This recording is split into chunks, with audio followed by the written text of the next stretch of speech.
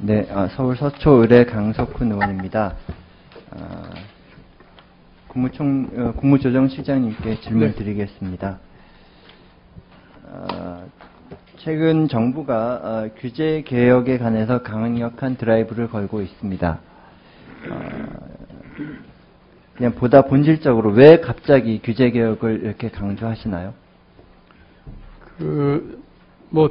늘 규제 개혁은 정부에서 강조했던 거죠. 특히 이번에 강조한 것은 지금의 이제 경제 상황이라든지 일자리 문제나 투자 활성화 측면을 봤을 적에 규제 개혁이 중심의 핵심에 있다.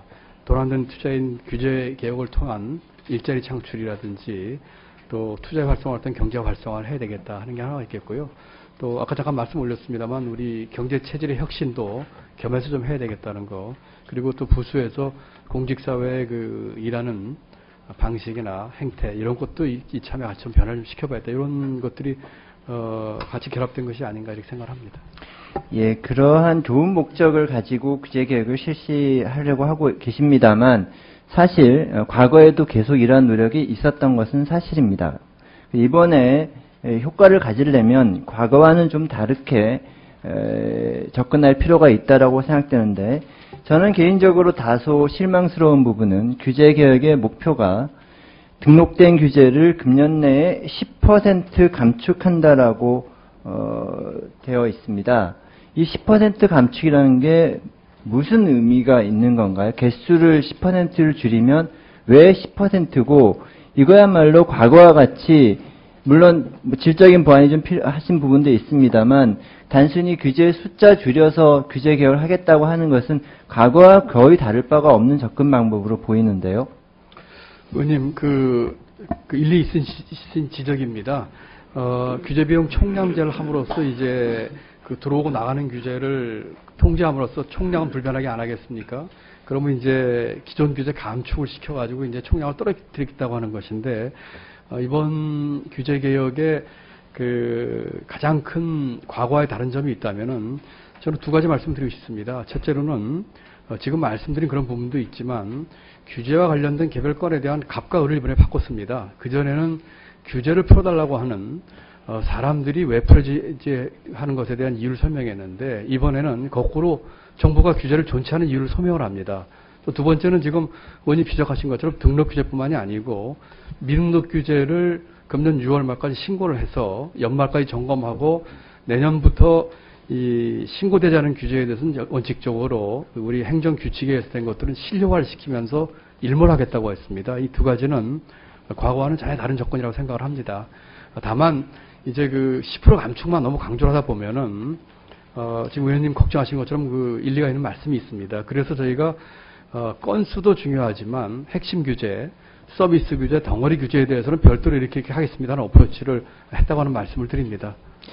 예, 그럼에도 불구하고 제가 이해하는 바로는 덩어리 규제 또는 10% 규제야말로 어떤 과정 중심의 성과 지표라고 생각이 됩니다. 지금 국무조정실에서 주요 국정과제 관리를 하실 때 항상 성과 중심으로 평가한다고 말씀을 하셨고 따라서 이 규제 완화의 이 정책 부분도 성과 지표가 규제 10% 줄이기 이거는 중간 목표이고 예를 들면 구체적으로 일자리 창출 몇 개 또는 투자 활성화 몇억 원, 몇 조 원 이런 식으로 성과 목표가 설정되어야 한다고 생각하는데 그쪽에 대해서는 어떻게 생각하십니까?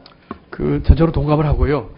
의원님 말씀하신 것처럼 규제의 성과가 결국은 정책의 수단 가치로서 우리가 달성하고자 하는 정책 목표를 달성하는 것이 훨씬 중요합니다. 다만 이제 현실적으로 투자 증대라든지 일자리 만드는 것과 규제의 상관관계나 일종의 어떤 커즐 링키지 이게 되게 상당히 애로가 있기 때문에 우선은 성과 위주로서의 건수라든지 또는 규제의 질 개선 또는 저희가 아까 말씀드린 규제의 갑과를 바꾸는 절차에 있어서의 어느 정도의 이행도 이런 걸 안 볼 수가 없고요. 다만 저희가 국정 목표로 설정한 것 중에 투자 활성화 이런 것들이 있습니다. 이제 곧 며칠 내에 발표할 예정에 있는데요. 그때에 그와 같은 목표가 달성되는 정도를 개별적인 국정과제, 이를테면 규제라든지 하는 쪽에도 저희가 함께 이렇게 공통지표로 반영하는 방법을 내부적으로 강구하고 있다는 말씀을 드립니다.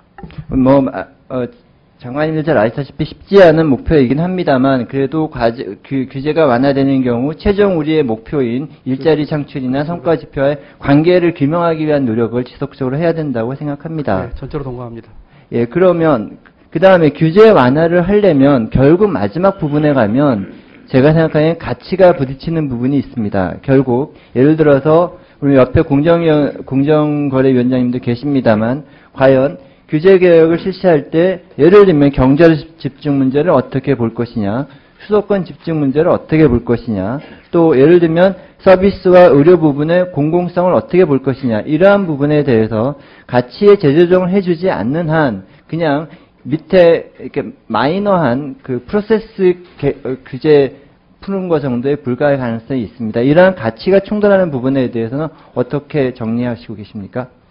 의원님께서 지금 정확히 지적을 해주셨습니다. 지금 규제가 아까 여러 의원님들께서 좋은 규제, 나쁜 규제라고 이렇게 이제 알기 쉽게 말씀을 하셨지만 사실은 그 중간지대에 있는 것들이 대부분입니다. 그리고 가치가 충돌되거나 이해가 심하게 드립되는 것들이 대부분입니다. 그래서 저희가 예를 들면 이번에 규제 포탈 만들면서도 규제 법정, 일종의 코트죠. 이런 것도 만들어가지고 토론도 하도록 하는 것도 만들었는데 그런 그 것들에 대해서는 제가 좀 공론화도 필요하고 또 정부 내에서의 그 조율도 필요하고 또 그 뒤에 그 새로운 진입자라든지 기존에 이제 렌트를 누리는 사람들하고의 그 이해 충돌을 어떻게 조정할 것인지 또 그거는 우리 또 국회하고도 관련이 있습니다. 국회에서도 어떻게 논의해 주실지 이런 것들을 저희가 큰 이슈들에 대해서는 여러 과정을 통해서 토론을 하고 또 그런 과정을 거쳐서 공론화를 좀 시키려고 하고 있고요.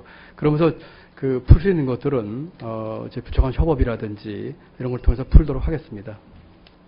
예. 그러니까 프로세스 부분에 집착하지 않고 최종적으로 결과가 나오려면 제가 말씀드린 아까 그러한 부분에 대한 정리가 없으면 가시적인 성과가 나오기 어렵다는 말씀을 하나 드리고 싶고 하나 더욱 강조하고 싶은 거는 그 총리실에서 이 부분을 명확하게 해주셨으면 좋겠는데 상당수의 규제가 산업을 진흥하기 위한 규제들이 있습니다. 뭐 우리 장관님 잘 아시겠지만 특히 이런 게 환경이라든지 또는 금융이라든지 방송통신 이런 분야도 그 규제 자체가 산업을 진흥하기 위한 성격의 규제들이 많이 있는데 이 부분에 가지차기를 잘 해주셔야 이게 될 것이라고 생각하는데 그 부분에 대해서는 어떤 원칙을 가지고 계십니까? 그 정확하신 말씀이고요. 그래서 지금 뭐 환경, 금융, 방송을 포함해서 산업을 진흥하기 위해서 만들어진 그런 규제들도 있거든요. 그래서 다른 쪽을 좀 규제한다는 것도 있기 때문에 이 문제는 결국은 정책의 우선순위 문제와 깊이 관련되어 있습니다. 그래서 저희가 그 규제 총량제라든지 규제 감축 그 목표를 제시하면서도 이런 부분들은 핵심 규제로 해서 내용을 좀 따져보려고 합니다. 그래서 지금 나오는 것처럼 무조건 감축하는 게 능사는 아니고 이 중에서 그 규제의 질을 올릴 수 있는 것들은 무엇이 있는지 또 정말 좀 아웃 오브 데이트에서 이번에 바꿔야 될 건 뭐가 있는지 또는 필요한 규제는 뭐가 있는지 좀 분류를 좀 해야 될 것 같다는 생각이 들고요. 그것을 저희 규계의 산하인 전문위원이라든지 규계를 통해 가지고 섬세하게 좀 저희가 그런 가이드라인도 만들고 작업을 하도록 하겠습니다. 예, 수고하셨습니다. 다음은 정호준 위원님 질의해 주시기 바랍니다.